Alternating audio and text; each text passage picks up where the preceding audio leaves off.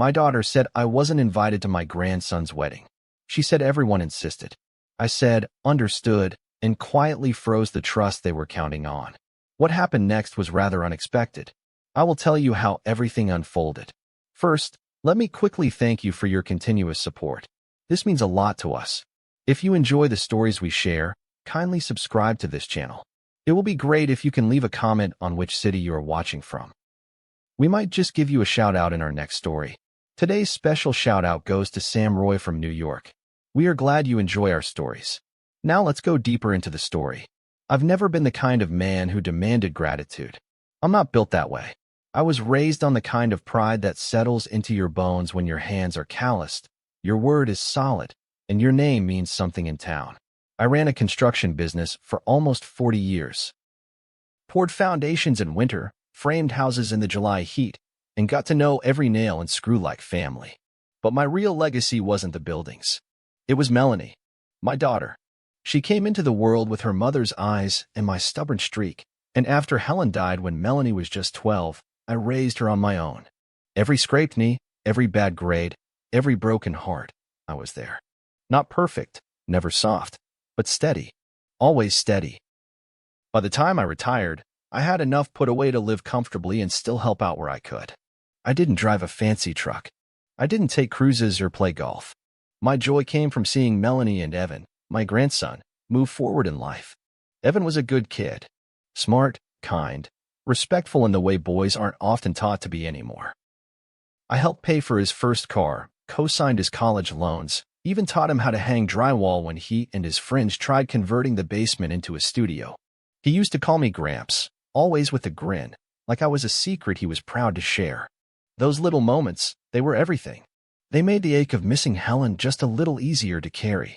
When Evan got engaged last fall, I started thinking about the future in a different way. I didn't want to just buy them a toaster or write a check for the caterer. I wanted to do something that would last. So I met with my lawyer and set up a trust, enough for a solid down payment on a house and a real honeymoon, the kind you take when you're young and still believe the world owes you something sweet. I didn't tell Melanie or Evan. I wanted it to be a surprise, a gesture that said, your family believes in you. Because that's what I thought we were, a family. Not perfect, but still knitted together by time and effort and shared history. I remember sitting in my kitchen one morning, sipping my black coffee, when Melanie called. Her voice was tight, polite in that brittle way she gets when she's about to say something she knows will hurt. Dad, she said, I need to talk to you about the wedding. I smiled, assuming she wanted me to give a toast or help pick the venue. Sure, I said. What's up? There was a pause, long, awkward. Then she cleared her throat and said, we've decided it's probably best if you don't come. At first, I thought I'd misheard. Come again. It's just Evan's fiancée and her parents. They think it might be easier. Less complicated. You know how you can be sometimes.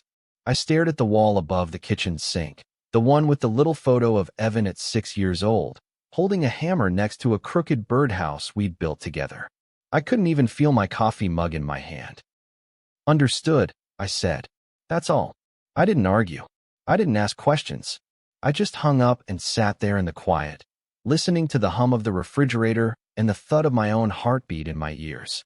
That night, I went down to the basement, unlocked the old filing cabinet, and pulled out the trust papers. I flipped through the pages, then called my lawyer and told him to freeze the account. No explanations, just instructions. I didn't cry. I didn't rage. I just did what I've always done. Made the necessary adjustment.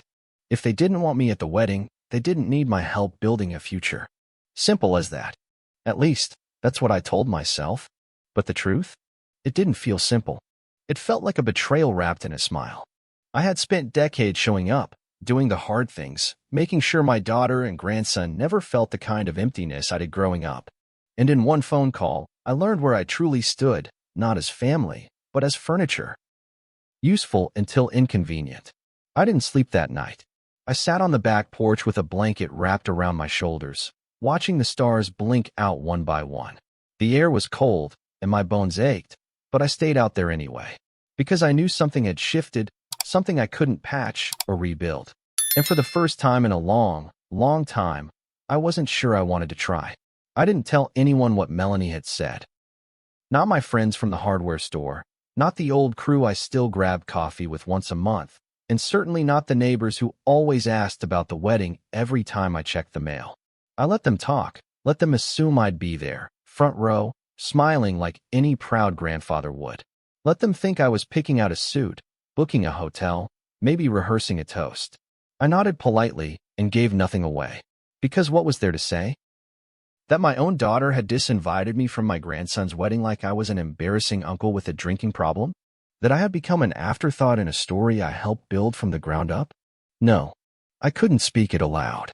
To say it would make it real, and I wasn't ready for that, not yet. The days crawled by, each one sharpening the weight of her words. You know how you can be sometimes. What did that even mean? Too opinionated? Too blunt? Too unwilling to pretend I liked every decision they made? I never raised my voice at Evan. I never criticized his fiancée, even when Melanie told me in hushed tones about her controlling parents and extravagant taste. I bit my tongue when Evan dropped out of grad school and took a job that barely paid. I supported him. I showed up. I was steady. But I suppose steadiness isn't fashionable anymore. Maybe it's just easier to push aside the man who doesn't fit into your carefully curated life, the one who reminds you of the messy parts you'd rather forget. I thought about calling her back. I rehearsed it in my head dozens of times. In some versions, I confronted her. In others, I played the hurt father trying to understand. But in every version, I heard her same calm, condescending tone, like she was the adult and I was a stubborn child who didn't know what was best. I couldn't stomach it. So instead, I stayed silent. I focused on work. Not the paid kind, but the kind that kept my hands busy and my mind quiet. I refinished the deck, replaced the gutters, reorganized the garage. Anything to avoid sitting still with my own disappointment. When the wedding week arrived, I felt it like a change in the weather. The house grew colder even though the sun was out. The silence got heavier, more pointed. The day before the ceremony, Melanie posted a photo online of her in a pale blue dress, standing beside Evan in his suit. They looked happy, radiant, as if there was no missing piece, no shadow behind the smiles.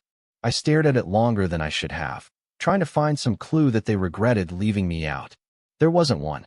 If anything, they looked relieved. The wedding day came, and I spent it alone. Not accidentally, not in a fit of moping, but deliberately. I made a big breakfast. Eggs, bacon, toast, the works.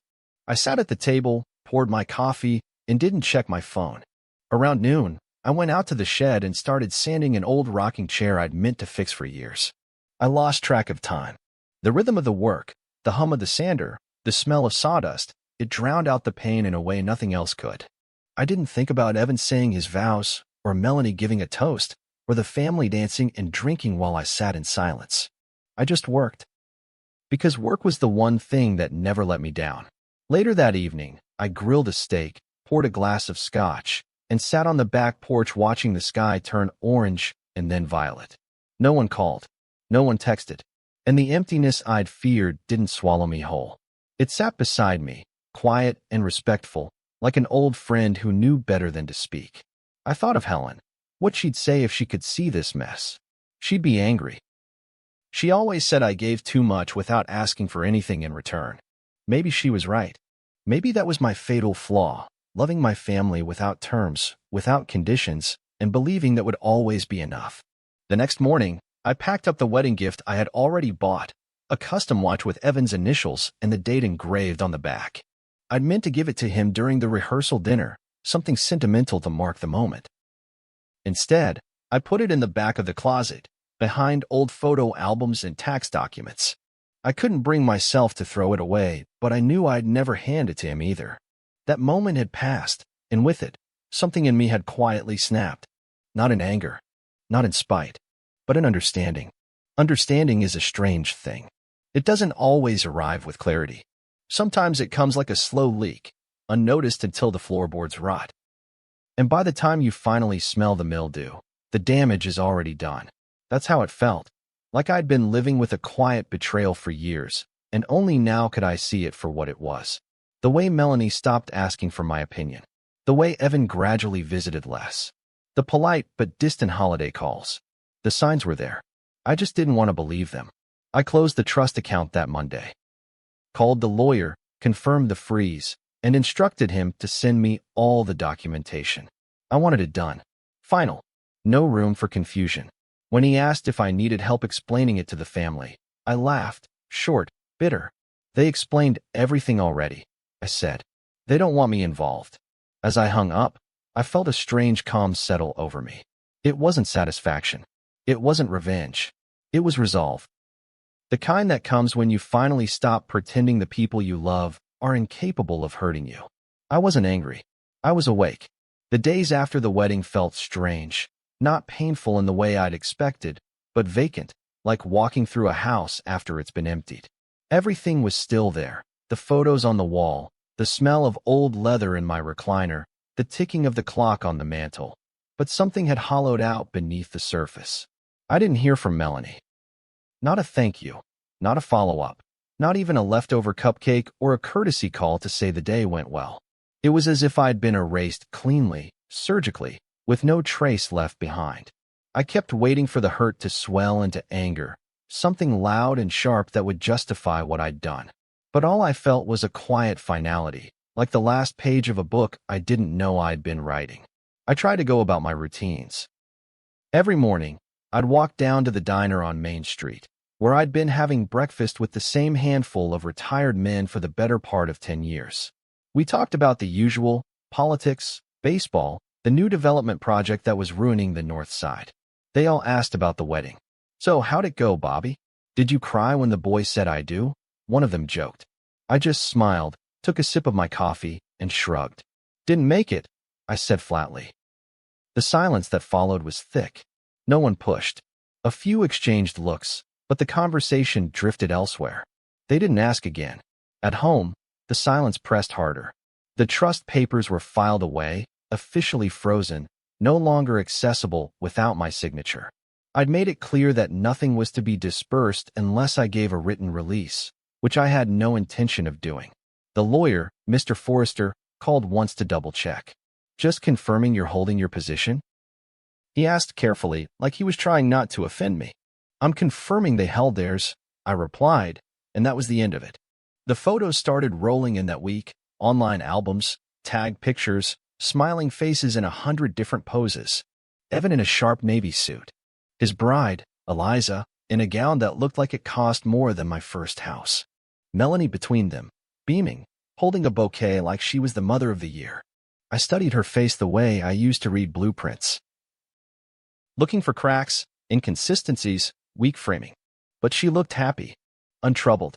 My absence hadn't cast even a faint shadow across her expression. There was one photo that caught me off guard. Evan standing with Eliza's parents, arms around them, the caption reading, "Surrounded by love." I stared at that one for a long time. I don't know what I was expecting. Maybe a mention. A toast in my honor. A photo caption that said, "Missing you, Gramps." Something small. Some acknowledgement that I wasn't just a forgotten name on a family tree. But there was nothing. The digital world had swallowed the event and spit it back out like I'd never existed. I logged off after that. Deleted the apps from my phone. I didn't need reminders of where I didn't belong. That weekend, I opened the old cedar chest in my bedroom, the one I hadn't touched in years. Inside were photographs, letters, a few keepsakes from Melanie's childhood. Her first report card, a crayon drawing of our old house, a pressed corsage from her prom. I kept it all. Every memory, every milestone. I ran my fingers over the paper, the fragile lines of her handwriting, and felt something crack deep in my chest. I wasn't just mourning my exclusion from the wedding. I was grieving the idea that all those years of love and labor had faded into nothing more than distant gratitude, the kind you express once a year in a Christmas card. I thought about Helen. She would have hated all of this. She had a fire in her, one that never let injustice slide. I could almost hear her voice in my head. Don't let them walk all over you, Robert. You matter. Your presence matters. But she wasn't here. And I was tired of arguing with ghosts. I boxed everything up, photos, drawings, old school projects, and carried the box to the attic. I didn't want to throw them away. I wasn't that cold. But I couldn't keep tripping over the past like it still belonged in the present.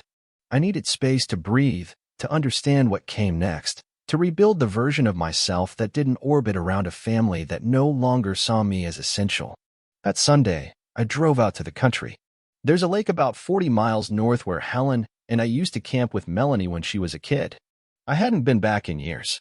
I brought a folding chair, a thermos of coffee, and a notebook. I sat by the water for hours, watching the sunlight scatter across the ripples. It was quiet, peaceful, the kind of quiet that didn't feel like punishment. I wrote a letter to Evan, not to send, just to say what I needed to say. I told him I loved him, that I always had. But love without respect wasn't love, it was leverage.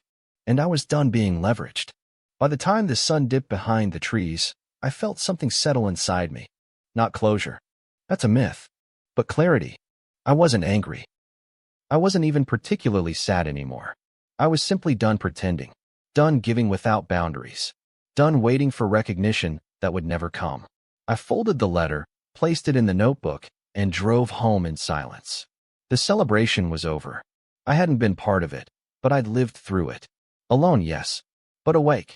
And that counted for something. It was exactly 8 days after the wedding when the phone rang.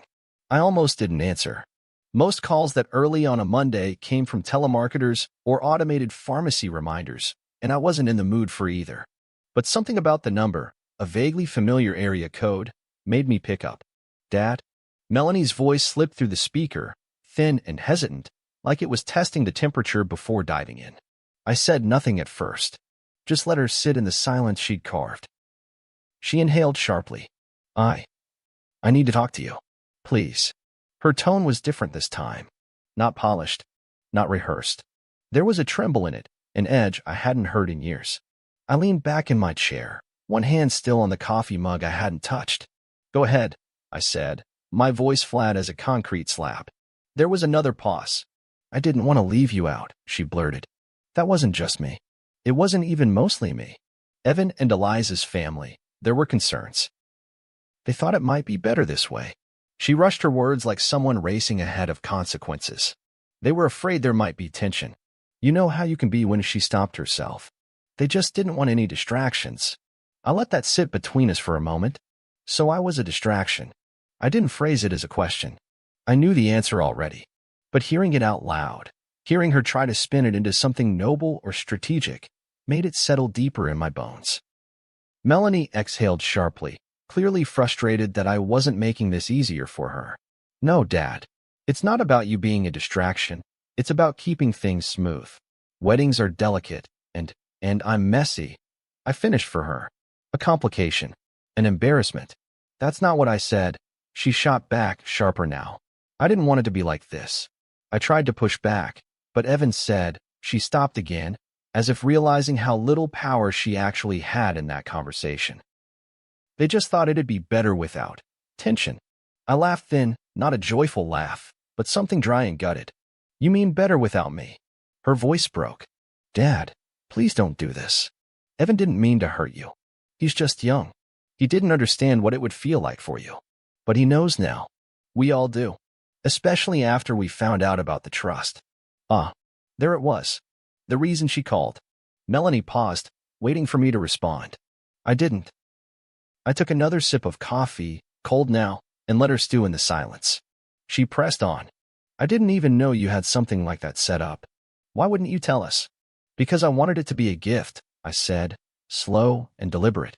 Not a transaction. Not a payment for being tolerated. A gift from a grandfather who thought he was part of something. We made a mistake, she said quickly. A huge one. But freezing the trust? Is that really fair? It's Evan's future. He's just starting out. I closed my eyes. So was I murmured. When I married your mother, we had nothing but a used car and a couch we found on the side of the road. No handouts. No trust funds. Just sweat and hope. My voice hardened. You think I did all this so Evan could inherit it without looking me in the eye on his wedding day? Dad, no. I cut in. Let me finish. I spent years, decades, trying to make sure you and Evan had more than I ever did. I missed holidays on job sites.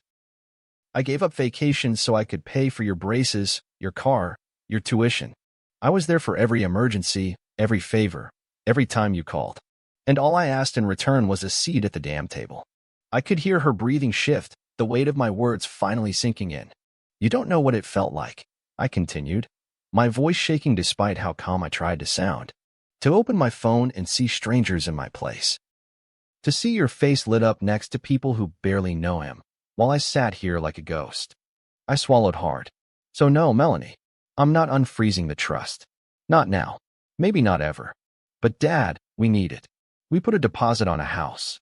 You made plans without me. Keep making them. She fell silent again. For a moment, all I could hear was the faint hum of her breath and the quiet tick of the wall clock. Then she said something I wasn't expecting. So this is it. You're just cutting us off. I looked out the window. The sun had just started to rise, casting light across the yard where Evan used to kick a soccer ball back and forth. No, I said. You already did that. I'm just catching up. Her voice cracked again, but I didn't wait to hear what came next. I ended the call, set the phone down, and stared at it like it might ring again and undo the last few minutes. But it didn't. And I didn't want it to. I stood up, walked to the back door, and stepped outside. The morning air was sharp, the kind that wakes you up from the inside. I breathed it in slowly, like it could scrub the residue of that conversation from my lungs. I didn't feel triumphant. I didn't feel cruel. I felt clear. For the first time in years, I understood exactly where I stood in their lives, somewhere behind convenience, beneath appearance, but far enough from their priorities that I could finally stop pretending. The silence that followed that call was louder than any argument we'd ever had. Melanie didn't call back. Evan didn't reach out. For a few days, it felt like I'd dropped a stone into a well and was waiting to hear the splash, but nothing came. No ripples. No echoes. Just quiet. At first, I thought maybe they were regrouping, trying to figure out their next move. Then I thought maybe I'd finally said something that stuck, that forced them to sit with the weight of what they'd done. But by the end of the week, when the silence still held, I began to realize the truth. They didn't know how to talk to me anymore unless they were getting something from me. Then the letters started. The first was a polite but firm note from a family attorney I didn't recognize, some associate with a hyphenated last name who'd probably never worn work boots in his life. The letter wasn't hostile, but it was slippery, filled with phrases like previous expectations and verbal commitments and potential recourse. It read more like a warning shot than a conversation. They wanted clarification on the trust, what the terms were, whether there had been any prior indication that the funds would be available before or after the wedding, whether my decision to freeze it was reactionary or premeditated. I laughed when I read that line. Reactionary or premeditated. As if there were only two kinds of choices in this world. They didn't understand that what I'd done wasn't about anger or revenge, it was about preservation. I wasn't punishing them. I was protecting myself. I didn't respond right away. I needed time to think. Not because I doubted my decision, but because I knew what was coming next. Sure enough, a few days later, I got a long email from Evan. It started with the usual pleasantries. Hey Gramps, hope you're doing okay. As if we were just catching up after a vacation. But quickly, the tone shifted. He explained how the house they'd put a deposit on was now at risk. How the honeymoon had been scaled back already. How they'd counted on the trust. Even if I hadn't told them about it, they'd heard things, and it had become part of their plan. He never apologized for the wedding. Not directly.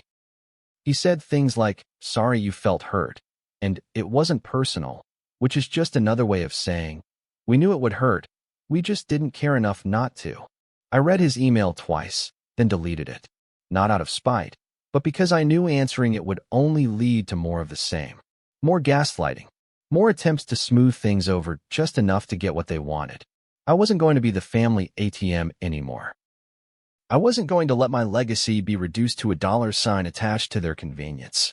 Word started to spread among the rest of the family. My sister called, her voice cautious. Robert, honey. I heard there was some tension after the wedding. I could tell she was fishing, trying to play mediator. I gave her the short version, uninvited, trust frozen, no contact since. She sighed and tried to play devil's advocate. You know how kids are these days.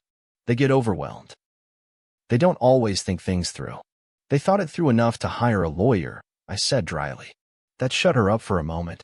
Soon after, a cousin I hadn't seen in years sent me a Facebook message. Hey, just wondering what's going on with Melanie and Evan. They seem really upset. Is there something I should know? I didn't respond. What was the point? Everyone suddenly wanted the inside scoop, but no one had asked about me in years. Now that I was the obstacle in someone else's story, I had their full attention. One afternoon, I was out in the yard trimming hedges when a car pulled into the driveway. Melanie. She got out slowly, dressed in one of those designer jackets she used to mock in her 20s when we shopped at outlet stores. She looked tired, brittle, like someone who hadn't slept properly in days. She walked up to me cautiously, like I was a dog she wasn't sure would bite. "Dad," she said, "can we talk?" I didn't invite her inside. I set down my clippers, wiped my hands on my jeans, and nodded toward the porch swing. We sat in silence for a while before she spoke. "I didn't come to fight," she said. "I came to try to fix this." I looked at her, really looked at her. The girl I'd raised was still in there somewhere, beneath the years and the distance in the calculated silences. But I wasn't sure I trusted that version of her anymore. "I'm listening," I said. She launched into her speech. How Evan was struggling, how they felt blindsided, how she never meant for things to unravel like this. But the more she talked, the more it sounded like a negotiation. She mentioned the trust only once, but it was always there, under every sentence. I could feel it, the quiet expectation that this conversation would end with me relenting. When she finally stopped, I spoke slowly, choosing my words like I was laying bricks. "I didn't do this to hurt you," I said. "I did it because I needed to reclaim something. You made it clear I wasn't part of your life in the way I thought I was. That's your right. But it's also my right to respond to that with boundaries. I'm not here to bankroll people who only see my value in financial terms." Her eyes filled with tears, but I didn't waver. I'd spent too long biting my tongue, too long trying to keep peace that was never mutual. She stood up. "So you're just done with us?" "No," I said, rising too. "I'm just done pretending." She didn't hug me goodbye. She didn't say she loved me. She walked back to her car and drove off without looking back. And I watched her go, not with anger, not with sorrow, but with a kind of stillness I hadn't felt in years. The family had put me on trial. And for once in my life, I'd chosen to defend myself. The thing about drawing a boundary is that it doesn't make the pain disappear, it just gives it somewhere to stop. In the weeks after Melanie left my porch without a hug, without a goodbye, the quiet in the house didn't feel triumphant. It felt honest. For the first time in my life, I wasn't covering hurt with charity or stitching over rejection with generosity. I was letting the wounds stay visible, not to punish anyone, but to remind myself that I mattered too. I mattered outside of what I gave. I mattered even when I wasn't needed. Life didn't change in any dramatic way after that. The mail still came. The coffee still brewed every morning. The sun still rolled up over the backyard like it always had. But inside, something had shifted. I began making small changes, ones that wouldn't have meant much to anyone else but felt seismic to me. I took the wedding invitation, still sealed, unopened, the one they eventually sent after the fact, probably as a formality, and I burned it in the fire pit out back. No anger, no ceremony. Just a quiet goodbye to the version of myself that waited for inclusion. That man was gone now. Instead of reviewing trust documents or listening for my phone to ring with apologies, I started giving my time to other places. I signed up to volunteer at a local nonprofit that built housing for displaced veterans. The smell of sawdust and the weight of tools in my hands felt like coming home. These were men who'd been forgotten by their own systems, men who didn't ask for pity but appreciated presence. I'd show up with my tool belt, help frame walls, or pour concrete, and when we broke for lunch, they treated me like one of them. No questions about weddings. No judgment. Just quiet respect. I also started putting real time into the motorcycle I'd stored in the garage since Melanie was a teenager. It was a '78 Honda I'd bought at an auction years ago, always intending to restore it. Somehow life got in the way, raising her, running the business, helping Evan. But now, with space in my life and clarity in my heart, I found myself drawn to it again. I cleaned the carburetor, rebuilt the engine, ordered parts online with the kind of anticipation I hadn't felt in decades. That machine became a metaphor in motion. All the parts were still there, just waiting for the right attention, the right care, the right hands. Melanie didn't reach out again. Evan sent one more email, shorter than the last, colder. He said he hoped I was well, said he understood my position, even if he didn't agree with it, and that he and Eliza were figuring things out on their own. There was no warmth in it, no invitation to reconnect, just a polite exit line, like a thank you note from someone returning a gift they never wanted. I didn't respond. I'd said what I needed to say. I didn't need to say it twice. The hardest part wasn't the distance. It was realizing how little they seemed to feel the weight of what had happened. No reconciliation, no real remorse, just forward momentum, as if the problem had been me all along. But even that, in time, became a strange kind of relief. Because once you stop begging for someone's affection, you start noticing the places where real affection lives. I found new rhythms. I made Saturday morning breakfasts for myself, big spreads, like I used to cook for Melanie when she was little. Bacon, pancakes, fresh coffee. I played old records while I ate. Sometimes I'd bring my plate out to the porch and eat in the quiet, letting the sound of the wind and the trees be enough. I stopped trying to capture old memories and started building new ones that didn't rely on anyone else to validate them. I even started writing again. Just little things.